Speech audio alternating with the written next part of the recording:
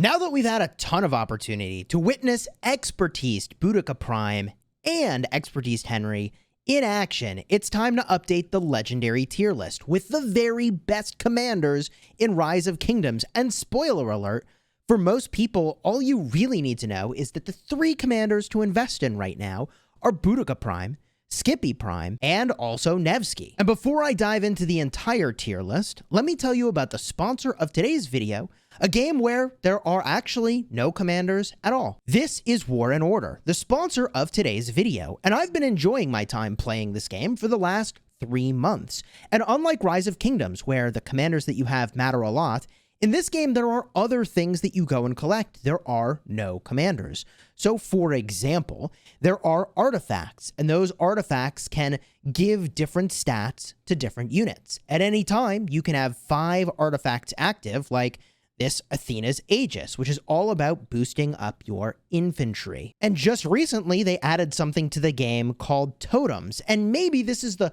closest thing we have, sort of, to the equivalent of sort of bringing a commander to the battlefield, which is that a totem simply is a way to give a bunch of stats and a special effect to your army when it leaves your city. So, for example, the totem I'm working on is this one over here. I need to awaken it still, but when I do, it's going to shield my units at the start of a battle, which seems really, really strong. I'm definitely more of like the frontline tanky type with infantry. It's my focus.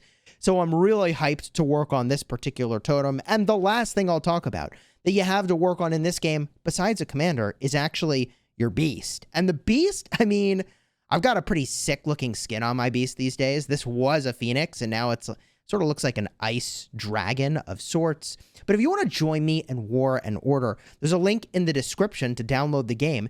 Using that link that's in the description does support the channel if you want to check out the game, and it lets the developers know that you found the game through me, which I really appreciate. Thank you again to War and Order for sponsoring this video, and if you're looking for a city building war game, I've got to tell you, this is a fun one. In this edition of the Legendary tier list, there's 3 commanders that we've added: Boudica Prime, Henry, and also Thutmose, although we don't, at this time of this recording, have his museum skills just yet. But when we do, we'll do an updated tier list to let you know how I think that he will fare. But I think that even with the museum relic, he'll be just fine, but not as good as the only 3 commanders you really need to be thinking about when you enter into the Season of Conquest. That's Boudica Prime, Nevsky, and again, Skippy Prime. Those 3 are absolutely amazing and a cut above all the other commanders that you have available. Now, with that said, there are several categories that I use here when I review commanders in a tier list. That includes city defense, open field, rallying cities, rallying objectives, defending objectives, and canyon. And also the system that I use will be up on the screen. There's an S+, 1 in each category, the best of the best. And at the very end, I'll give you an overall rating. Throughout, I'll use plus and minus and letter grades to otherwise differentiate how a commander fares relative to all the others. And in general, there's a lot of really strong commanders in Rise of Kingdoms. The first thing we'll talk about is city defense. And I did bump up Skippy as a commander who you could use, I guess, to defend your city.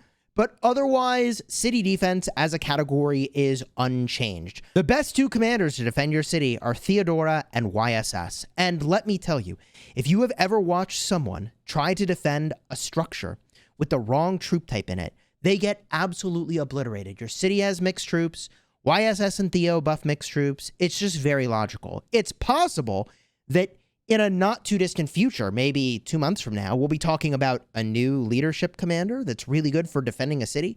But until that time, these 2 are the very best. And most people shouldn't even think about a city defense commander. They should just use a peace shield and call it a day.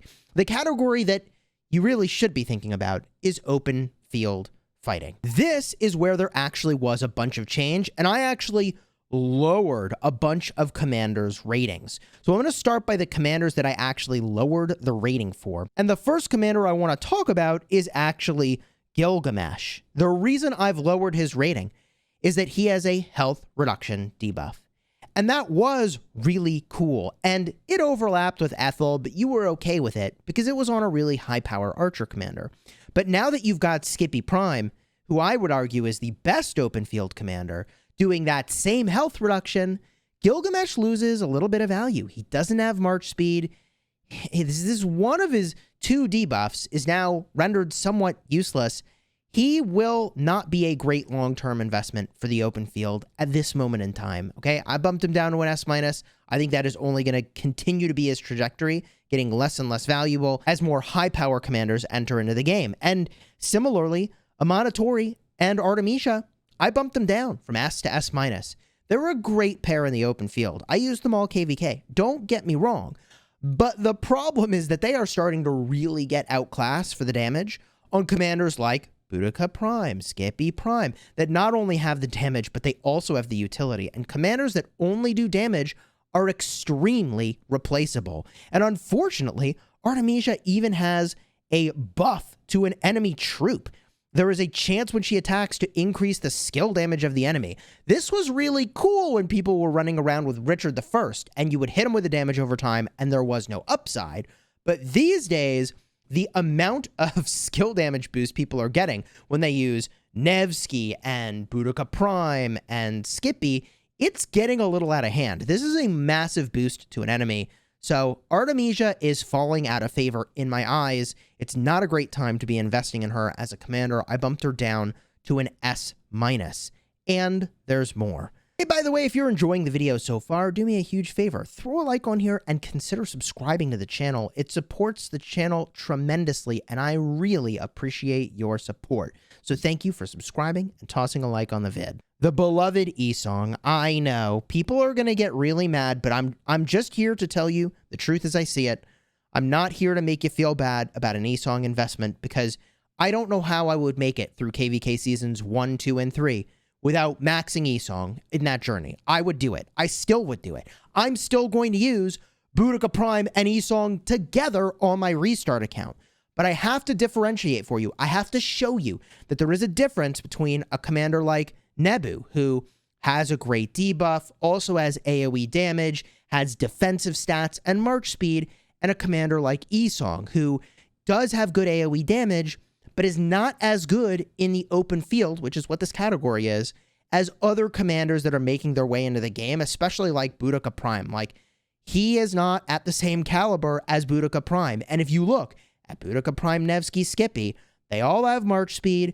They all have some sort of damage mitigation, whether it's a ton of defensive stats or literally just reducing skill damage taken. And they have debuffs of extreme value. So E-Song is a kind of a one-trick pony. Then that AoE trick is losing a lot of its value because it just can't keep up with the other things that are happening. S- is still great. It's just not, in my estimation, the same tier as these other commanders, and I have to differentiate for you so that you can make better choices. Similarly, I bumped down Charles Martel and Ethelfled because, yes, like you can use a commander pairing like Charles and Harold or even Charles and Skippy. And in that regard, Charles did get a sort of breath of fresh air with the ability to pair with Scipio, but I just don't think they're as good as they used to be. And I'll also say that Ethelfled now has her debuff just like completely duplicative with a ton of other really, really, really strong commanders. Now, I'm for some reason struggling to find my Ethel, but we know what she does. It's a 30% attack, defense, and health reduction for 2 seconds, which is a strong debuff. But you've got a better debuff on Nevsky. You've got an equivalent debuff on Skippy. Maybe it's even better. It lasts longer for the health reduction. For the attack reduction, I mean, sure. I mean, that's kind of nice. But in the grand scheme of things, Ethelfled is losing a little bit of value. She's still solid, but compared to these other options, she's not quite the same caliber. At this point, you're probably wondering, where do those new commanders go? Boudica Prime, I clock in solidly at S tier and was a contender, along with Nevsky, for being one of the best open field commanders in the game. They're right up there at the top, among the very best commanders in the game for sure. But I think that Skippy Prime deserves that title with the AoE, the shielding, the AoE debuff, march speed, tanky stats. He's doing just way too much that's way too powerful to, I think, class him down any lower than that S+. Like, I think he's really got that locked up. And Boudica does have a really unique effect here well, maybe it's not unique, but a noteworthy one, making it so that on the active skill, they take more skill damage. This is where you want to be in the meta these days with high skill damage commanders. So this is extremely powerful as an effect.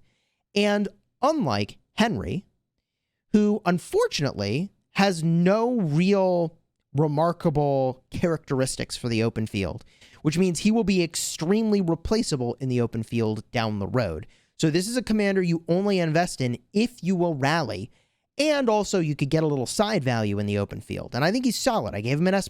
That's a great grade for an open field commander, but I wouldn't put him as the very best. Those very best commanders are Skippy Prime, Boudica Prime, Nevsky, Guan Yu, XY, Nebu. I think Alexander the Great still deserves that title. You've also got Pakal and Herald for cheeseburgering that just are so powerful. William with his buff. Leonidas is extremely strong in the open field, even without March speed. He just paired with Guan is absolutely freaking magical together. You've got Tommy and Honda with just absolutely wicked debuffs, and also, you know, Honda's got a lot of March speed and flexibility with where he can be deployed. Even Trajan is a solid commander. Cyrus has the March speed and debuffs. These are the sorts of commanders that I think are top tier and continue to hold value for open field. March speed, buffing and debuffing, they're just very powerful. This brings us to the city rally meta, and I actually struggled a little bit with which commander to give the crown. I think I want to leave that crown for now with XY, with the XY Nevsky combo being the high DPS that you need to take down an extremely high-powered city. I debated giving the S+ to the Nevsky because you theoretically could use Attila Nevsky. That is a thing that it works when you rally a city. But for rallying cities, I want to give it to the XY because I think this is still what you turn to for the biggest, baddest cities if you're going to take them down. I think this is where you want to be. Now, the remainder of the meta for rallying cities is pretty much unchanged, and I think that Boudica Prime, I gave her, I think, an S-, and then Henry, I gave an S. I think they're going to be really solid for taking down cities, but probably aren't the first commanders you look to. It's probably the cavalry that you use for that job. But now we got to talk about rallying flags, forts, and holy sites, passes. It's just been really fun to watch over the last week with the crazy rallies that have been taking place, and I feel very comfortable giving the crown, the S+, to the new commander, Henry. I think that he's earned it. He is the linchpin for the archer combos that work so much better than the old Gilgamesh Nebu did. And I think that weirdly enough, between the Nebu and the Gilgamesh, Nebu is the one that gets retired. Gilgamesh Henry is the solid pair for rallying into Xeno, and Xeno is typically the thing that you should be most afraid of. There is an exception, and we'll talk about that in just a minute. So your most common pairings are Gilgamesh Henry, Boudica Prime with Henry if you're running archers. If you're running cavalry, you use the XY Nevsky combo for high DPS, uncontested field, and unswarmed rally. Oh man, if they don't swarm the XY Nevsky, they're going to get pwned, and that's when you bust this thing out. If they are swarming it, you might try the Attila Nevsky combo. Ideally, perhaps as a part of a multi-rally where one of the other rallies can crank a lot of DPS onto the pass or whatever it is you're trying to take down. That works really well for cavalry. You also still could use Bert and Nevsky, and nobody's really talking about or using Bert because in the grand scheme of things, it feels like he's become kind of an unnecessary commander. And by that I mean he is a more kind of tanky option, as I struggle to find my Bert here. He is more tanky, for sure, than trying to go and use the XY Nevsky combo. But he's not as tanky as just using Attila Nevsky. So you typically end up on one or the other extreme of wanting full damage, insane damage, XY Nevsky, or full tankiness with the Attila Nevsky, but not the middle point really is the Bert Nevsky. So I feel like Bert has not been getting a lot of play, and I'm really happy, personally, that I did not invest in him. F's in the chat for everybody who did, but joking aside, I think you still can get a solid rally from this, the Bert and Nevsky. It's just not needed in the same way that other pickups, like picking up Henry, has been needed to make archers kick. Pakal and Herald continues to be your go-to combo for rallying with infantry. It is very difficult to swarm, but really a sufficiently committed kingdom can swarm anything you throw at them. If you want to see an example of 254, that's my kingdom, swarming every single rally that came our way on passes and letting some rallies just keep hitting us because we figured we were trading positive and wrecking. Card will be up in the top for that live stream where we're defending a pass, and you'll watch where we're like, okay, 3, 2, 1, swarm. And we just take down literally any rally they wanted to send at us, because if they aren't ready to reinforce with a ton of, like 430 marches, they're done. It's going to pop when you have 100 plus marches swarm something. And yeah, it'll hurt a little bit, but like not as much as you would think if you actually get 100 marches swarming a rally the moment that it's time and everybody does it all at once and the enemy isn't expecting it. In that regard, archers are probably the most vulnerable of every troop type. And weirdly enough, even with Gilgamesh and Henry together, they're still extremely swarmable and one of the more swarmable rallies overall compared to all of the troop types. Now, maybe that'll change with the addition of some new leadership commanders, which I think we can expect within the next 2 months. Maybe it'll be Henry plus that commander. Time will tell. This is a good time to talk about defending objectives. If you're trying to hold down the fort quite literally against all these commander pairings that we were just talking about, I've still got to give the crown to the Flavius, and that crown he now wears for a reason I also didn't expect. Now, the Zeno Flavius we used extensively. The anti-swarm on this garrison is unbelievable, and in a live stream, I'll have a card up in the top, I swarmed a Zeno Flavius in a fort. I've got proper, like, 430 marches with, really solid gear, and they kept it full, and I got absolutely destroyed. And this is why I feel like Zeno Flavius is the superior garrison in Rise of Kingdoms at this moment in time. Not by a little, but by a long shot. Now, that said, the very creative combo that people have been getting value from is the Flavius with Skippy. It is not nearly as swarmable. However, the reality is that Skippy does a wicked AoE. And Flavius has just enough anti-swarm that it's punishing enough to swarm that you can't just swarm it with literally anything. But the way that you do deal with the Flavius Scipio garrison is to just swarm the damn thing. Now, you can't swarm a pass, which gets a little weird. And I've seen, pass reports where the Flavius Skippy does just fine. Now, I made a dedicated video all about this combo. Card will be up in the top if you want to check that out. But that is why you see on this list, I gave an S- to Skippy, because the reality is you really can use Flavius Skippy, and it ain't that bad. Although I still don't think it's as good as the Zeno Flav, but I guess that depends in part on just how much value your enemy will let you get from area of effect damage hitting their marches. The final category today, before we go into the overall ratings, is going to be Canyon. And you know what? I dethroned the legend. With the addition of Boudica Prime to the game, I don't feel like I need to pair Esong with Nebu in Lost Canyon and Sunset Canyon. I think I want to do Boudica Prime and Nebu. And so I personally will be retiring Esong from my lineup. Now, that doesn't mean you can't do some cool stuff with Esong, and it doesn't mean he isn't still a great commander for Canyon. He is still a great commander in Canyon and Field. So I bumped him down to an S. The thing I had to do was give the crown instead to Constantine. Coincidence that they end up both as the top two commanders on the auto sorting of legendary commanders here. But the reality is that a Constantine march, when he's expertised, is absolutely brutal. Like, Trajan Constantine is just extremely difficult to cut your way through. And not only has Constantine proven to be strong in the one combo, but he's proven to be versatile. Guan Constantine is a shockingly effective frontline, and then you can use Trajan and Mulan. Great way to work Mulan into your frontline lineup if you're looking at endgame commanders.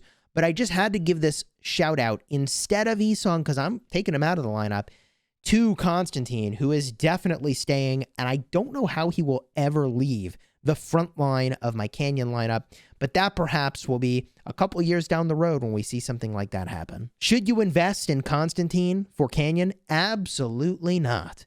No shot should you be putting sculptures into Canyon commanders when you have open field needs, and I don't think that Constantine is very good in the open field. In fact, let's review the overall list. And it's actually difficult to fit this on the screen because there are simply too many commanders at this point.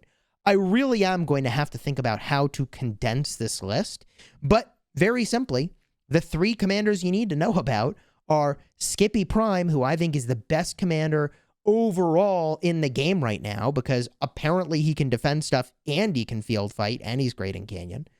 Boudica Prime and also Nevsky are top tier commanders, followed very closely by Guan Yu, XY, and Nebu. In fact, if I were giving you the top 6 commanders in Rise of Kingdoms at this moment in time, it would be those commanders and it would be in that order as the very best commanders. Now, maybe I'm not giving enough credit to William and some other commanders that are in the game. It's possible. The role that they play is really incredible, but the raw power level of those commanders that I have just mentioned is just really, really high. Overall, I'm clocking in Henry at an S, and for those of you tracking along for Thutmose and who are curious, I think that he could be interesting. Maybe. It all depends on the relic that he gets here for Season of Conquest. Pre-Season of Conquest, I think he's a pretty powerful archer commander. In the grand scheme of things, I like that he's got the march speed, he's got a damage boost, he's got a debuff, he's got instant proc damage.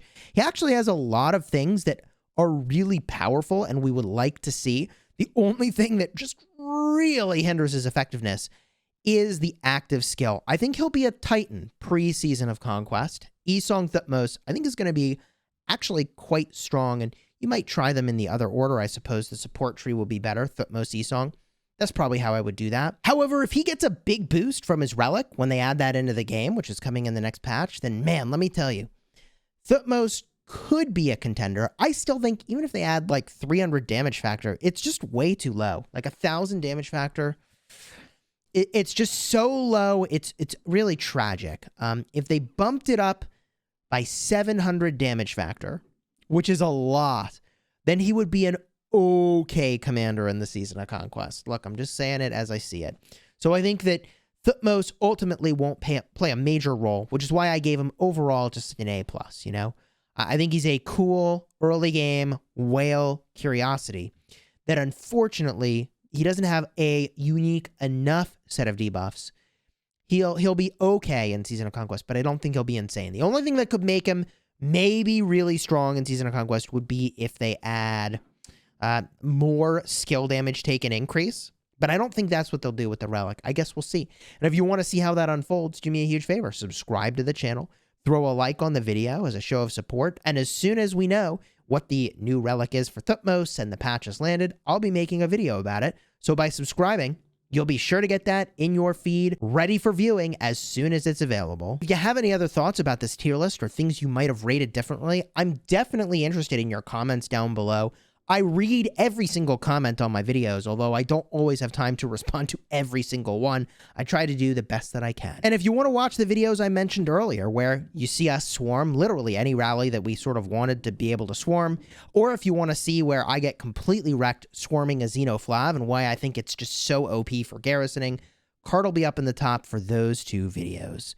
Until next time, you have fun smashing the kingdom.